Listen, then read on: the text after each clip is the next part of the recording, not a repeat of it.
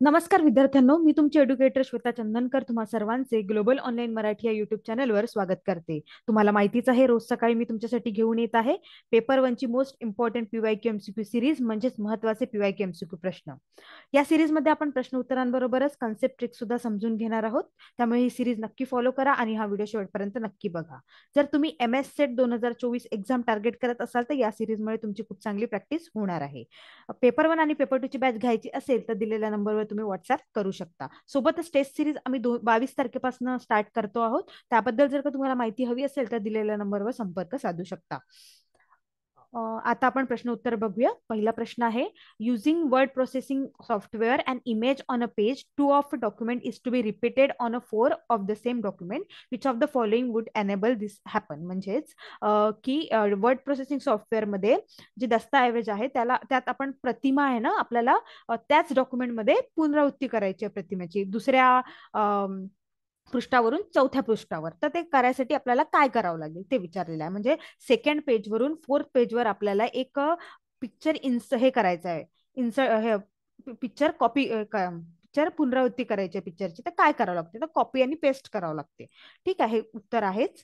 पण find and replace करावं लागते का, कट अँड पेस्ट करावं लागते की फॉर्मेट अँड रिप्लेस की कॉपी अँड पेस्ट. तर कॉपी अँड पेस्ट करावं लागते. जर का दुसऱ्या पेजवर काही इमेज आहे आणि तीच इमेज आपल्याला फोर्थ किंवा बाकी कुठल्या पेजेसवर पाहिजे असेल तर आपल्याला कॉपी आणि पेस्ट करतोय आपण. ठीक आहे, तर हे वर्ड प्रोसेसिंग मध्ये होते. आपलं उत्तर त्यामुळे काय आहे, कॉपी अँड पेस्ट आहे. आणि वर्ड डॉक्युमेंट मध्ये एका पेजवरून पुनरावृत्तीसाठी कॉपी अँड पेस्ट यूज केलं जाते. ठीक आहे, त्यानंतर which of the following provisions are directly covered in the environmental protection act 1986. म्हणजेच पर्यावरण संरक्षण कायदा 1986 मध्ये खालीलपैकी कोणत्या तरतुदी आहेत. तर आता prevention and control of water pollution आहे का, जल प्रदूषण प्रतिबंध आणि नियंत्रण, की जंगलाचे संरक्षण आणि संवर्धन आहे, की पर्यावरणाच्या गुणवत्तेचे संरक्षण आहे आणि सुधारणा आहे, की पर्यावरणीय प्रदूषण रोखणे नियंत्रण करणे आहे, की वन्य प्राणी पक्षी वनस्पती यांचे संरक्षण आणि सुरक्षण त्याबद्दलची माहिती आहे. काय आहे, एन्व्हायरमेंटल प्रोटेक्शन ऍक्ट. तर एन्व्हायरमेंटल प्रोटेक्शन ऍक्ट जे आहे ना, ते या ऍक्ट मध्ये पूर्ण प्रकारचे पोल्युशन्स येतात. पूर्ण प्रकारचे म्हणजे एअर, वॉटर, सॉइल, नॉईस, आणि याला अम्ब्रेला ऍक्ट सुद्धा म्हटलं आहे. अम्ब्रेला ऍक्ट म्हणजे काय, तर यामध्ये पूर्ण प्रकारचे ऍक्ट येतात. त्यामध्ये मग जल प्रदूषण असो, की मग जंगलाचे संरक्षण असो, की मग वन्य प्राण्यांचे असो, ते सगळं यामध्ये येतं.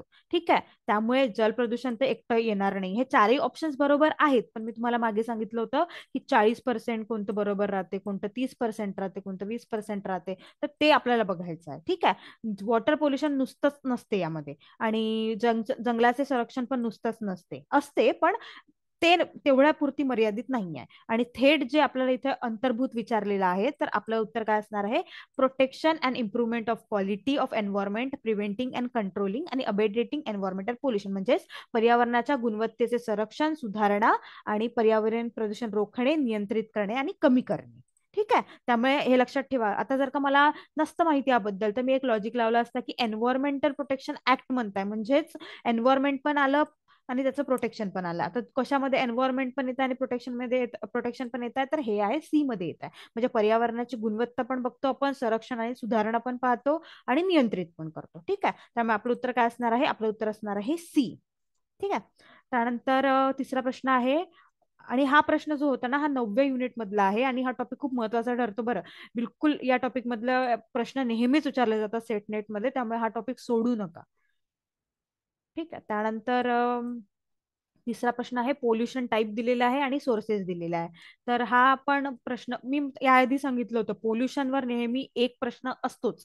मग तो एअरवर असो, लँडवर असो, वॉटरवर असो की नॉईसवर असो. त्यामुळे हे सोडायचाच नाही हा टॉपिक. ठीक आहे, हा 9व्या युनिट मधलेला आहे आणि 9वं युनिट पण चांगला करा. ठीक आहे, आता सोर्सेस काय आहे, तर point and non point sources such as discharge from industry, म्हणजे उद्योगांमधून डिस्चार्ज होते इथे की कुठे होते ते आपल्याला शोधायचं आहे. आणि इंडस्ट्री, थर्मल पॉवर प्लांट आणि मोटर व्हेकल मधून याचं पोल्युशन होते, की roadway, aircraft, industrial as well as high intensity sonar यामधून होते, की over use of chemical fertiliser. तर आता बघा, मला जर का इथे एकच माहिती आहे तर लँड आणि केमिकल फर्टिलायझरचा उपयोग म्हणजे आहे, अतिवापर होतो. तर ऑप्शन्स बघून घेऊया. तर दोनचा IV, तर इथे एकच ऑप्शन आहे, तर आपण सरळ टिक करू शकतो. ठीक आहे. पण आता जर का कधी नाही राहिलं, कधी दोनचं पण चार म्हणजे असे 2-3 ऑप्शन राहिले, तर आपल्याला आता करावं लागते. बघा, land over use of chemical fertiliser. ठीक आहे. त्यानंतर एअरचं काय असणार आहे, तर थर्मल पॉवर प्लांट झालं, किंवा ट्रॅफिकमध्ये झालं, व्हेकलमध्ये ट्रॅफिक नाही, व्हेकलमध्ये झालं, इंडस्ट्रीमधून निघणारा धूर, व्हेकलमधून निघणारा धूर, कार्बन मोनोऑक्साईड, यामुळे काय होते, एअर पोल्युशन होते. ठीक आहे. त्यानंतर वॉटरचं जे आहे ते जे हे point and non point sources आहे ते सगळं सांडपाणी जे आहे, किंवा जे विषारी पाणी जे आहे ते सरळ नद्यांमध्ये सोडतात, तर त्यामुळे वॉटर पोल्युशन होण्याचे खूप चान्सेस राहतात. ठीक आहे. त्यानंतर नॉईज पोल्युशन जे आहे ते होते इंडस्ट्रीयल आवाजामुळे, आणि ट्रॅफिक, गाड्यांमुळे खूप जास्त होतात. ठीक आहे. त्यामुळे आपलं उत्तर काय असणार आहे, आपलं उत्तर असणार आहे 3.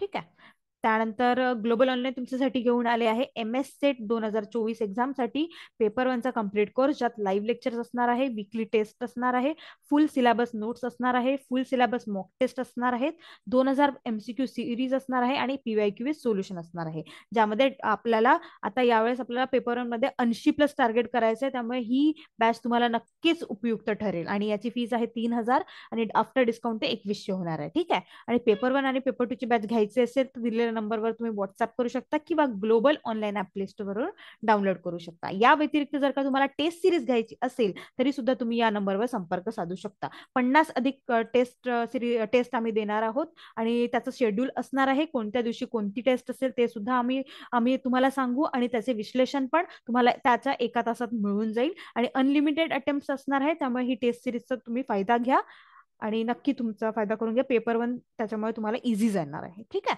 त्यानंतर चौथा प्रश्न आहे, which of the following statement are indicative of the vision of blue revolution. म्हणजेच ब्लू रिव्हॉल्युशन जे आहे ते कशामुळे आपण हे करू शकतो, तर promoting development of botanical garden, की बॉटनिकल गार्डनला विकासाला चालना देणे, की देशात मत्स्यपालनाचा पूर्ण क्षमतेसाठी एक सक्षम वातावरण निर्माण करणे, की शाश्वतेची चिंता लक्षात घेऊन मत्स्य उत्पादकाच्या उत्पादनाची स्थिती सुधारणे, की वनस्पती आच्छादन वाढवण्यासाठी वनीकरणातील वैज्ञानिक संशोधनास प्रोत्साहन देणे, की देशाच्या मत्स्य व्यवसायाच्या एकात्मिक विकासाला चालना देणे, की सागरी समाप्तीसारख्या नवीन क्षेत्रात संशोधन करणे. सांगा बघू काय असणार आहे. याआधी आपल्याला माहिती पाहिजे की ब्लू रिव्हॉल्युशन म्हणजे काय आहे. तर ब्लू रिव्हॉल्युशन म्हणजे काय आहे, तर इंटेन्सिव्ह इन्क्रीज होणे कशात, तर प्रोडक्शन ऑफ मरीन आणि फिश प्रोडक्ट मध्ये ब्लू रिव्हॉल्युशन आलं तर ते मरीनशी रिलेटेड, मरीनशी रिलेटेड असते आणि फिशशी रिलेटेड असते, हे लक्षात ठेवा. ठीक आहे. फिशरीचे प्रमोशन करणे, किंवा या संबंधात असणाऱ्या लोकांशी हे असोसिएट असतात ब्लू रिव्हॉल्युशन. ठीक आहे. ब्लू रिव्हॉल्युशन म्हणजे आपण सागर, फिश असं नाही का, मासे वगैरे मत्स्यपालनाशी रिलेटेड करतो. ठीक आहे. त्यामुळे आपलं उत्तर काय असणार आहे सांगा बघू. बॉटनिकल गार्डन तर कट झालं, आणि हे असणार आहे, देशात मत्स्यपालनाच्या पूर्ण क्षमतेसाठी सक्षम वातावरण निर्माण करणे, त्यानंतर त्याच्या उत्पादनाची स्थिती सुधारणे, 2-3, आणि इथे वनस्पती आच्छादन तर नसणार आहे, आणि सागरी समाप्ती सारख्या नवीन क्षेत्रात संशोधन करणे, new areas like marine Finney. तर हे असणार आहे, देशाच्या मत्स्य व्यवसाय एकात्मिक विकासाला चालना देणे, म्हणजे promoting integrated development of fishery of the country. ठीक आहे. मत्स्य व्यवसायाशी रिलेटेड असणार आहे, त्यामुळे त्याला चालना देणे, आणि त्याबद्दलची पूर्ण माहिती, त्याबद्दलचं असणारं सक्षम वातावरण निर्माण करणे, त्याची उत्पन्नाची स्थिती सुधारणे. ठीक आहे. त्यामुळे आपलं उत्तर काय असणार आहे, 2-3-5 असणार आहे. ठीक आहे. त्यानंतर the context of school and university, which of the following aspect of environment determine the academic ethos. म्हणजे शाळा विद्यापीठाच्या संदर्भात खालीलपैकी कोणते पैलू पर्यावरण शैक्षणिक नैतिकता ठरवतात, तर लेटेस्ट लॅब इक्विपमेंट, की अट्रॅक्टिव्ह फिजिकल कॅम्पस, की pattern of human relation as evident in workplace, की well equipment of lecture halls.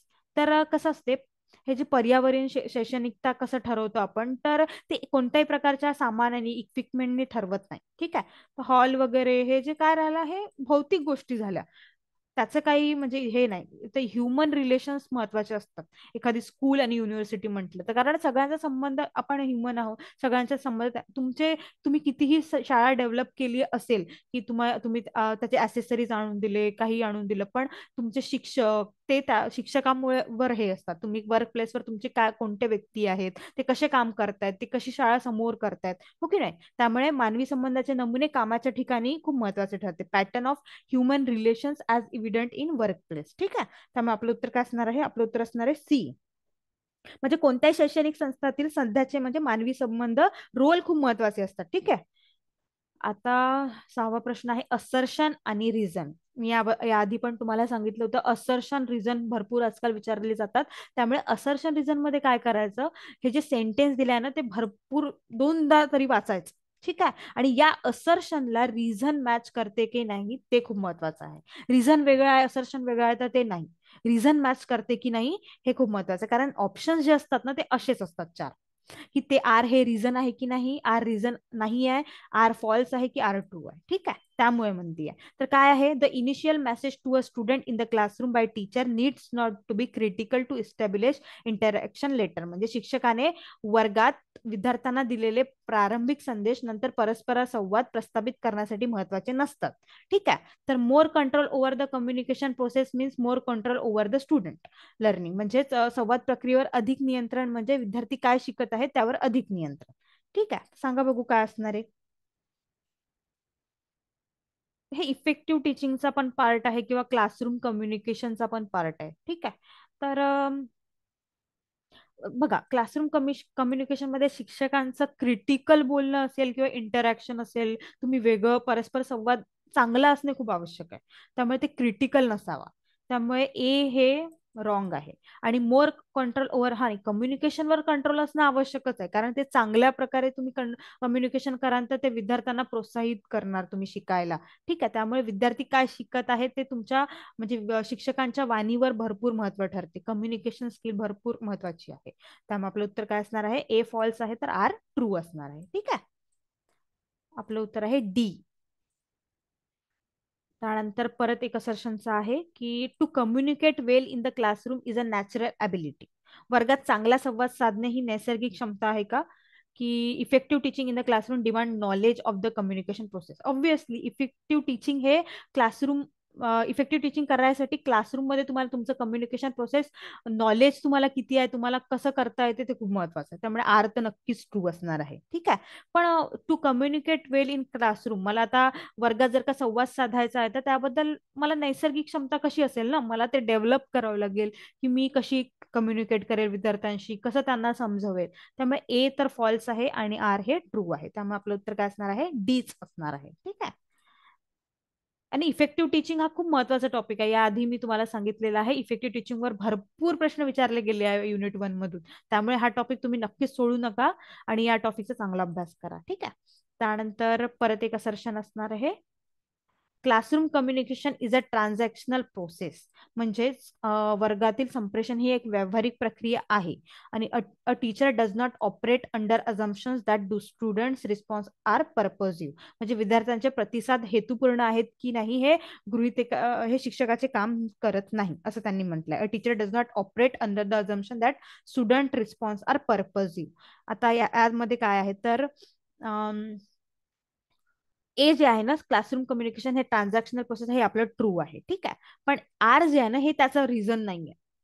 A teacher does not operate under assumption that student responses are purposive. म्हणजेच विद्यार्थ्यांचे प्रतिसाद हे हेतुपूर्ण आहेत की नाही हे शिक्षकाचे काम नाही. हे जे आहे ना आर रिझन आहे ना हे चुकीचं आहे. ठीक आहे. त्यामुळे आपलं उत्तर काय आहे? ए ट्रू, आर इज फॉल्स असणार आहे. तर क्लासरूम कम्युनिकेशन आहे ना हे क्रियाकल्पाचा एक क्रम आहे ज्यामध्ये विद्यार्थ्यांमध्ये शिकण्याची खात्री करण्यासाठी हा केला जातो. म्हणजे विद्यार्थी कितपत शिकण्यासाठी प्रोत्साहित आहे की नाही किंवा त्यांना शिकायचं आहे की नाही, किंवा शिक्षक नेहमी असे गृहीत धरून चालतात की विद्यार्थ्यांचा वर्गात संवाद साधण्याचा हेतू आहे. म्हणजे त्यांचं आहे की त्यांना पण शिकायचं आहे, प्रोत्साहन शिकायचं आहे. त्यामुळे ते आपण कम्युनिकेशन एक चांगल्या प्रकारे त्यांच्याशी करावं हे एक हेतूच आहे, गृहीतच धरतात ते, है ना. आणि क्लासरूम कम्युनिकेशन खूप महत्वाचे आहे कारण त्याचा खूप चांगला इम्पॅक्ट असतो जर का आपलं कम्युनिकेशन चांगलं असेल तर शिक्षक आणि विद्यार्थ्यांच्या टीचिंग मध्ये, लर्निंग टीचिंग प्रोसेसमध्ये. ठीक आहे. त्यामुळे आपलं उत्तर काय असणार आहे? सी असणार आहे. त्यानंतर with regard to computer memory which of the following statement is true. आता यापैकी यामध्ये विचारलं की कोणते स्टेटमेंट ट्रू आहेत. हे आयसीटी मधलं प्रश्न आहे 8व्या युनिट मधला. ठीक आहे. तर रीड ओनली मेमोरी ही वोलाटाईल मेमरी आहे का, की रॅन्डम एक्सेस मेमरी ही वोलाटाईल मेमरी आहे, की सेकंडरी मेमरी ही वोलाटाईल मेमरी आहे? सांगा बघू. ऑप्शन्स आहे P only, Q only, P Q and P R. सांगा बघू. तर कसं आहे ना, आपलं क्यू जे आहे ना, रॅन्डम एक्सेस मेमरी म्हणजे रॅम आहे ना, ही वोलॅटाईल मेमरी. आपलं उत्तर काय, क्यू आहे. ठीक आहे. तर वोलॅटाईल मेमरी म्हणजे काय, तर अस्थिर मेमरी. काय, तर अस्थिर मेमरी. तर कसं असतं या अस्थिर मेमरीमध्ये, यामध्ये जे डेटा स्टोअर करतात ते टेम्पररी बेसिसवर असतं. कसं असतं, तात्पुरती असतं. जसं की सिस्टम बंद झाला, लाईट गेली, माझा कम्प्युटर बंद झाला, मी पीपीटी बनवत आहे, लाईट गेली, तर ते डिलीट होईल, ते सेव्ह होणार नाही, जर का ते रॅम मध्ये असेल तर. ठीक आहे. आणि या विरुद्ध जर का ती नॉन नॉन वोलाटाईल असेल, रीड ओनली मेमरी हे नॉन वोलाटाईल आहे. ठीक आहे. काय आहे, नॉन वोलाटाईल म्हणजे अस्थिर मेमरी नाहीये. तर ती जर का सिस्टम बंद झाली तर ते डाटा स्टोअर करते, जे मी काही करत असेल तर ते डाटा डाटा स्टोअर करते. हे कॅशे मेमरी आणि रॅम मेमरी ही वोलाटाईल मेमरी आहे, ज्यात सिस्टम बंद केलं तर ते डिलीट होते. आणि रोम जे आहे, रीड ओनली मेमरी, हे नॉन वोलाटाईल मेमरी आहे. ठीक आहे. त्यामुळे आपलं उत्तर काय असणार आहे, क्यू असणार आहे. त्यानंतर which of the following is considered as a major source of pollution in a river of India? खालीलपैकी कोणते भारतातील नद्याच्या प्रदूषणाचे प्रमुख स्त्रोत आहे? जे आहे अनियंत्रित लघुउद्योग, प्रक्रिया न केलेले सांडपाणी, शेतीची धावपळ, की थर्मल पॉवर प्लांट? सांगा बघू.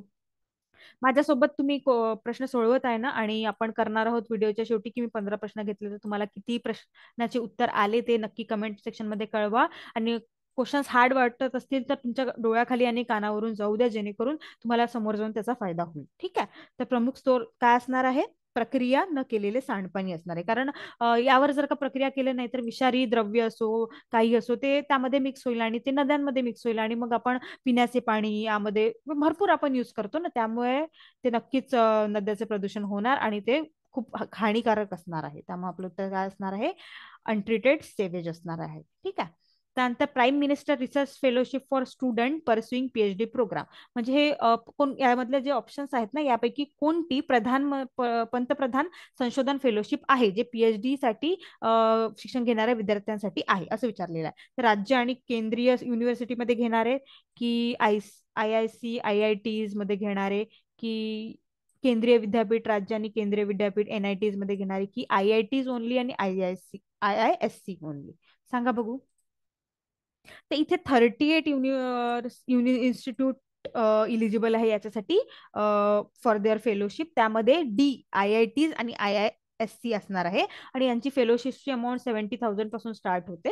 ठीक आहे. त्यामुळे आपलं उत्तर काय असणार आहे, आय आय टी आणि आय आय एस सी. कशाचं, तर प्राईम मिनिस्टर रिसर्च फेलोशिपसाठी जे पीएचडी प्रोग्राम असते स्टुडंटसाठी. ठीक आहे.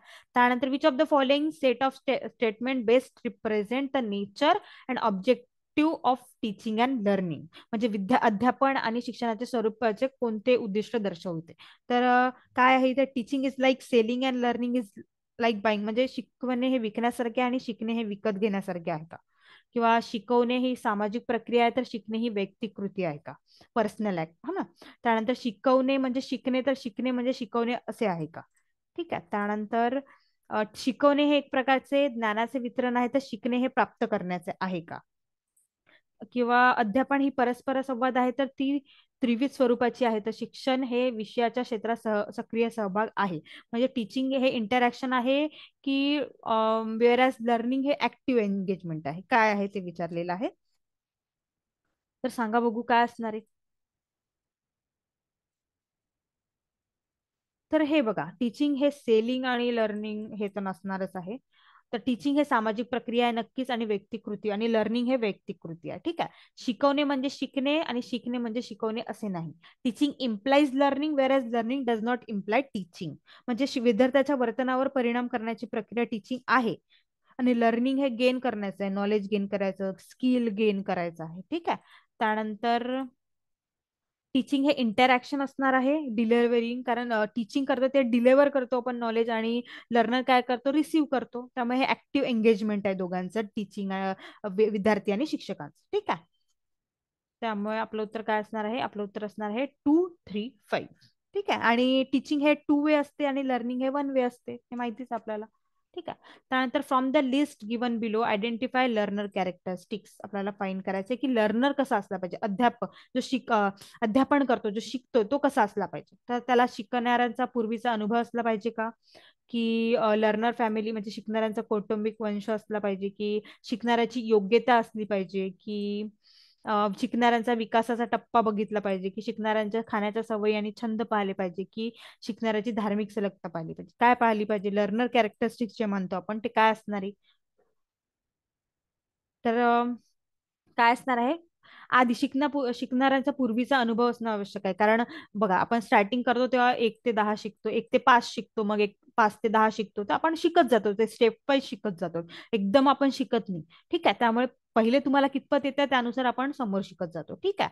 त्यानंतर शिकणाऱ्याची योग्यता ऍप्टिट्यूड, तुमचा शिकण्याच्या प्रती कसं ऍटिट्यूड आहे किंवा तुम्हाला कितपत येत आहे, तुमची योग्यता काय आहे ते खूप महत्वाची ठरते. ठीक आहे. म्हणजे 1, 3, 5 फाईव्ह नाही 4 म्हणजे. आणि विकासाचा टप्पा लर्नर स्टेज खूप महत्वाचा आहे, की मी तेच म्हटलं ना, जर का तुम्हाला 1 ते 5 नंबर्स येत आहे तर तुम्ही समोर जाऊन मग 1 ते 5 आलं की आपण मग वाढवतो लेवल, 5 ते 10 शिकतो, हो की नाही. जे स्टेज असते ना ते खूप महत्वाचे असते लर्नर मध्ये. ठीक आहे.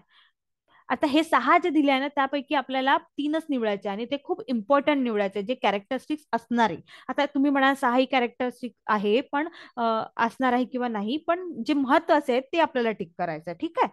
कोणतेही असे टिक करायचे नाही रॅन्डम. आपलं उत्तर काय असणार आहे, 1, 3, 4 असणार आहे.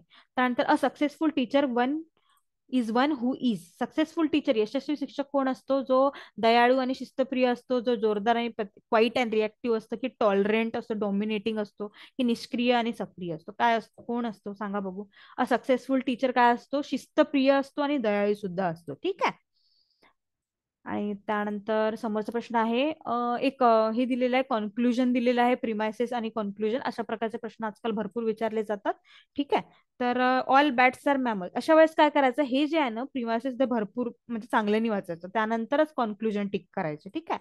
तर all bats are mammal, all bats are mammal. ठीक आहे. आणि नो बर्ड्स आर बॅट, तर नो बर्ड्स आर बॅट. ठीक आहे. All bats are mammal. तर इथे कन्क्लुजन पाहू, नो बर्ड्स आर मॅमल चुकलं आहे. इथं काय बरं म्हटलं आहे, जे व्हॅलिड आहे ते टिक करा म्हटलेलं आहे. ठीक आहे. जे बरोबर आहे ते टिक करा. तर नॉन व्हॅलिड आहे, नो बर्ड्स आर मॅमल, सगळे बर्ड्स हे मॅमल असतात. Some birds are not mammal, सगळे बर्ड्स असल्यावर सम बर्ड्स कसे येईल, त्यामुळे हे पण चुकलं. No birds are no bats are birds, no bats are birds, तर हे बरोबर आहे. ठीक आहे. कारण इथे दिलंय नो बर्ड्स आर बॅट्स, तर त्यामुळे no bats are so bird, हे बरोबर आहे. ऑल मॅमल्स आर बर्ड्स, हे पण चुकीचं आहे. ठीक आहे. आपलं उत्तर काय असणार आहे, मग आपलं उत्तर असणार आहे तिसरं. कसं बघा एकदा, इथं काय म्हटलं आहे, ऑल बॅट्स आर मॅमल म्हटलं आहे, ऑल बॅट्स आर मॅमल. ठीक आहे. आणि दुसरं म्हटलं आहे no birds are bat, no birds are bat. ठीक आहे. तर मग कॉन्क्लुजन काय आहे, नो बर्ड्स आर मॅमल, मग सगळे बर्ड्स तर मॅमल असतात ना. नो बर्ड्स आर बॅट्स म्हटलंय, मॅमल नाही म्हटलंय यामध्ये. ठीक आहे. त्यामुळे हे पण चुकीचं आहे. सम बर्ड्स आर, आता हेच चुकीचं आहे तर हेही चुकीचं आहे. नो बॅट्स आर बर्ड हे बरोबर आहे, इथं देऊ नये. आणि ऑल मॅमल्स आर बॅट्स असं काही नाही दिलंय ना. सगळे बॅट हे मॅमल असतात, पण सगळे मॅमल बॅट्स असतात का, नाही. सर्व सस्तन प्राणी हे वटवाळगू आहेत का, नाही. त्यामुळे आपलं उत्तर काय असणार आहे, आपलं उत्तर असणार आहे C, no bats are birds. अशा प्रकारचे रिलेशन आपण लावावं लागते प्रिमायसेस आणि कॉन्क्लुजन मध्ये. ठीक आहे. तर आज आपण 15 प्रश्न बघितलेले आहेत. 15 पैकी तुम्हाला किती आले ते तुम्ही कमेंट सेक्शन मध्ये नक्की कळवा. आणि पेपर 1 आणि पेपर 2 ची बॅच घ्यायची असेल तर दिलेल्या नंबरवर नक्की व्हॉट्सअप करा किंवा global online app play store वरून डाउनलोड करा. 22 तारखेपासून आम्ही टेस्ट सिरीज सुरू करतो आहोत, केलो आहोत, सुरू झालेली आहे. त्यामुळे तुम्हाला जर का टेस्ट सिरीज घ्यायची असेल तर नक्की यावर संपर्क साधा. 50 टेस्ट सिरीज असणार आहेत, त्याचा टाइम टेबल सुद्धा आम्ही तुम्हाला देऊ. एक दिवस एका टॉपिकवर असणार आहे. आणि अशामुळे या टेस्ट सिरीज मध्ये तुमचा खूप चांगली तुमची प्रॅक्टिस होणार आहे. त्यामुळे नक्की टेस्ट सिरीज घ्या. आणि हा व्हिडिओ शेवटपर्यंत बघितल्याबद्दल थँक्यू. आणि अभ्यास करा. थँक्यू. All the best.